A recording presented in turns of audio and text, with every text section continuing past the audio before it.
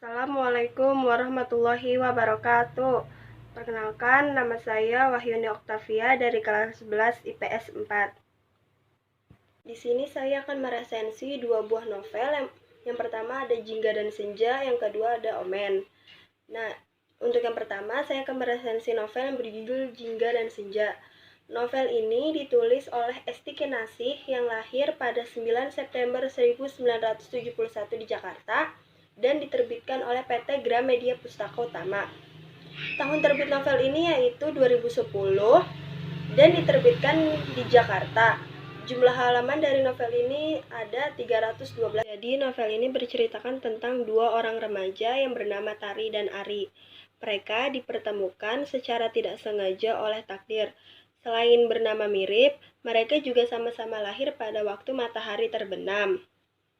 Namun takdir mempertemukan mereka dalam suasana perang. Maksudnya, Ari yang merupakan biang kerok sekolah baru kali ini bertemu dengan seorang cewek adik kelas pula yang berani melawannya. Kemarahan Ari timbul ketika tahu Tari diincar oleh Angga yang merupakan pentolan SMA Erlangga. Angga sendiri merupakan musuh bebuyutan Ari sekaligus musuh pribadi Ari. Ia langsung berusaha mendekati Tari, begitu tahu Tari terjebak dalam tawuran dan berusaha menyelamatkan Tari dari tawuran tersebut. Demi dendam masa lalu, Angga berusaha merebut Tari dari Ari. Memanfaatkan peluang yang ada, Ari maju sebagai pelindung Tari. Ari yang selama ini dikenal tidak peduli dengan cewek, tiba-tiba mendapatkan Tari dengan segala cara. Namun, predikat buruk Ari diketahui oleh Tari, dan Tari tidak ingin berurusan dengan cowok itu. Semakin Ari berusaha mendekati Tari, semakin mati-matian pula Tari menjauhkan Ari. Nah, itu dia singkat cerita atau sinopsis dari novel Jingga dan Senja. Dan untuk itu, saya juga akan menjelaskan tentang unsur intrinsik dari novel tersebut. Yang pertama ada tema. Tema dari novel ini diangkat yaitu dari kisah kenakalan remaja dan cinta segitiga. Yang kedua ada alur. Alurnya ini merupakan alur maju dan ada tahapan alur. Tahapan alur yang pertama ada pengenalan konflik. Pengenalan konflik terdapat pada halaman 1 sampai dengan halaman 17. Yang kedua ada awal konflik. Awal konflik terdapat pada halaman 18 sampai dengan halaman 219. Yang ketiga ada menuju konflik, yaitu yang terdapat pada halaman 30 sampai dengan 167. Terus ada klimaksnya. Klimaksnya itu pada halaman 168 sampai dengan 219. Ada penyelesaiannya. Penyelesaiannya terdapat pada halaman 220 sampai dengan 285. Dan di akhirnya yaitu pada halaman 286 sampai dengan 309. Di sini juga ada latar. Latar kan terbagi menjadi 3, ada latar tempat, waktu, dan suasana. Latar tempatnya di sini ada mall, sekolah, kantin, lapangan, kelas, toilet, dan rumah. Latar suasananya itu ada sedih, mencekam, galau, dan senang. Sedangkan latar waktunya itu ada pagi, siang, sore, dan malam. Terus unsur yang berikutnya ada sudut pandang. Di sini menggunakan sudut pandang orang ketiga atau serba tahu. Ada juga gaya bahasa. Gaya bahasa yang digunakan non formal karena dia tuh santai dan juga mudah dipahami oleh beberapa orang. Dan ada penokohan. Jadi yang pertama ada tokoh Ari. Tokoh Ari ini ada Badung, pemalas, pemberontak, misterius, dan pemberani. Terus ada juga tokoh Tari. Tokoh Tari ini dia peneriang, pemberani, pelin-pelan, dan keras kepala. Yang tokoh ketiga itu ada Rido. Dia memiliki karakter yaitu pengertian, setia kawan, dan pendiam. Terus ada Oji. Oji ini Badung, humoris, penurut, dan rajin belajar. Ada juga Vio. Vio itu pengertian, setia kawan. Dia ini merupakan teman sebangkunya Tari. Terus ada Veronica. Veronica ini sombong, kasar, dan pendengki. Bisa dibilang dia musuh Tari tapi tidak musuh banget sih. Dan di sini ada Ata. Ata itu penyabar. Dia tuh kembaran Ari yang muncul secara tiba-tiba. Terus ada Angga. Angga di sini pendendam, badung, pedengki.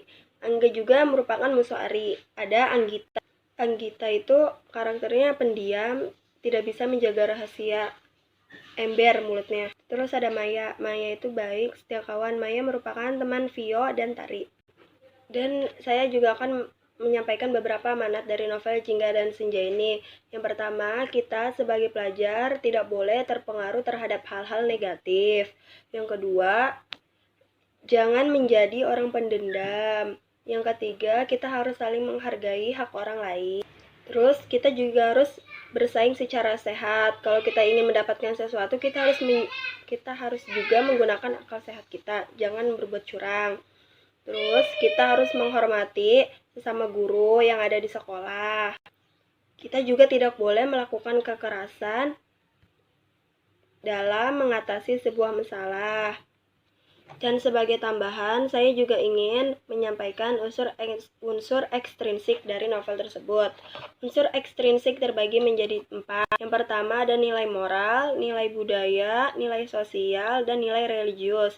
Yang pertama saya akan menyampaikan nilai moralnya dari novel ini. Nilai moralnya itu kita harus menghargai hak orang lain, dan jangan pernah kita mengusik kehidupan orang lain karena itu tidak baik. Yang kedua, nilai sosialnya kita jangan pernah berperilaku negatif dan kita jangan berperilaku anarkis.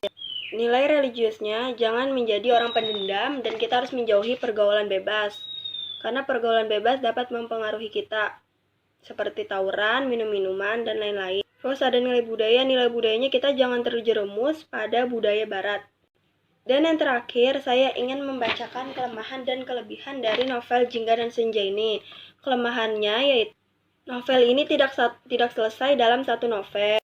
Masih terdapat kata-kata kasar yang diucapkan oleh anak-anak SMA. Setting novel tersebut tidak terperinci, itu kelemahannya. Dan kelebihan dari novel ini yaitu mengangkat tema percintaan remaja yang sangat digemari oleh kalangan orang pada saat ini.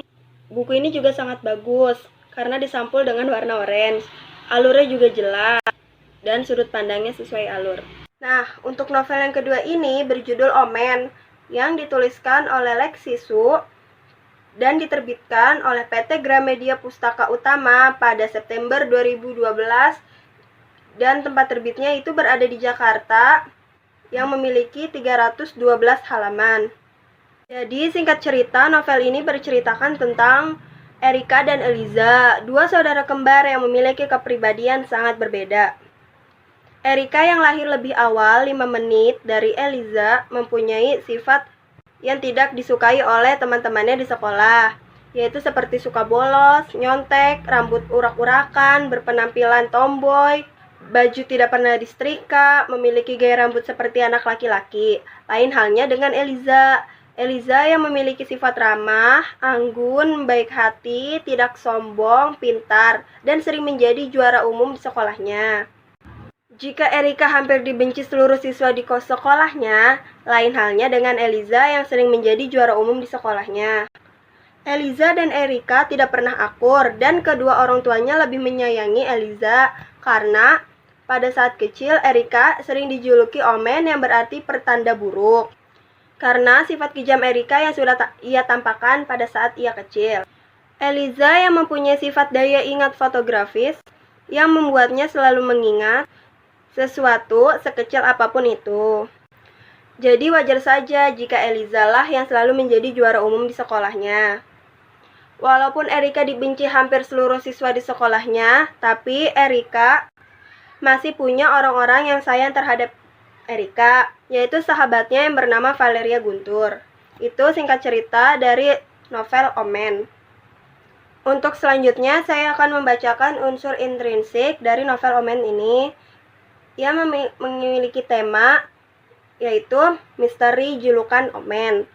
Alur yang digunakan dari novel ini adalah alur maju. Terus ada latar. Latar tempatnya itu ada mall, sekolah, lapangan, jalanan, rumah, kelas, hotel, dan kantin. Untuk latar suasananya ada menegangkan, menyedihkan, menyenangkan, dan mencekam. Dan untuk latar waktunya yaitu pagi, siang, sore, hingga malam. Dia memiliki sudut pandang orang ketiga atau serba tahu. Terus ada penokohan. Yang pertama ada Erika. Erika mempunyai sifat malas, badung, jutek, pembuat kacau, dan pemberani. Terus yang kedua ada Eliza. Eliza ramah, baik, tidak sombong, pintar, anggun. Terus di sini ada Grace. Grace itu merupakan mama dari Erika dan Eliza yang memiliki sifat pilih kasih, tetapi dia baik terhadap Erika juga. Terus ada Verly. Verly di sini jahat. Ada Valeria Guntur. Valeria Guntur itu temannya Erika. Dia memiliki sifat baik dan setia kawan. Di sini ada tukang ojek. Tukang ojeknya itu baik banget sama Erika. Ya, dia memiliki sifatnya perhatian terhadap Erika. Terus ada Alvin. Alvin di sini baik, setia kawan, dan rajin. Dan ada gaya bahasa. Gaya bahasa yang digunakan dari novel ini santai sehingga mudah dipahami oleh kalangan banyak. Terus ada amanat. Amanat dari novel ini yaitu kita harus saling menghargai terhadap orang lain. Jadilah pelajar yang lebih baik lagi. Harus nurut terhadap orang yang lebih tua. Jauhilah pergaulan bebas. Mungkin itu aja amanatnya. Nah, untuk kelemahan dan kelebihan dari novel ini juga saya akan bacakan. Yang pertama dari kelemahan dulu. Kelemahan novel ini tuh masih banyak terdapat kata-kata kasar pada anak SMA. Dan saya juga akan menyampaikan dari kesimpulan novel Jingga dan Senja. Kesimpulannya yaitu, dapat disimpulkan secara garis besar novel ini bertemakan tentang kisah kenakalan remaja dan cinta segitiga antara Ari dan Tari, dan Tari dengan Angga. Hal ini sangat jelas karena hampir isi keseluruhan novel ini menceritakan kisah cinta segitiga mereka. Sedangkan kesimpulan untuk novel Omen yaitu kesimpulannya adalah, jangan pernah menilai orang hanya dari luarnya saja. Belum tentu orang yang berpakaian berantakan atau tidak baik merupakan orang yang jahat. Lanjut dengan perbedaan dan persamaan dari novel tersebut. Perbedaannya yaitu, untuk novel Jingga dan Senja, alurnya tidak terperinci, sedangkan untuk novel Omen alur terperinci. Sedangkan persamaan dari kedua novel ini. Sedangkan persamaan untuk kedua novel ini yaitu memiliki genre yang sama, sudut pandang yang sama, dan alur yang sama. Dan saya juga akan menambahkan foto-foto dari novel-novel tersebut di akhir video ini.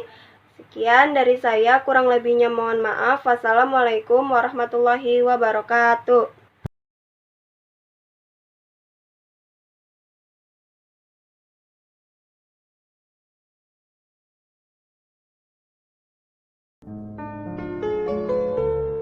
Sejak kapan semua berubah menjadi seperti ini? Gue pikir kita bakalan melewati masa SMA dengan seru. Membela anak-anak yang lebih lemah, menyelesaikan kasus-kasus di sekolah kita yang terkena kutukan. Gue pikir kita berdua bakalan jadi teman seumur hidup, partner dalam memerangi kejahatan.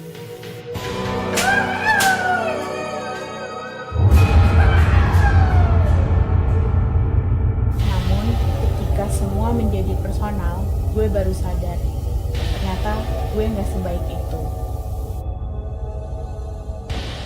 Maaf ya Val, maafin gue. Gue juga terpaksa ngelakuin semua ini. Demi keluarga gue terpaksa mengkhianati persahabatan kita.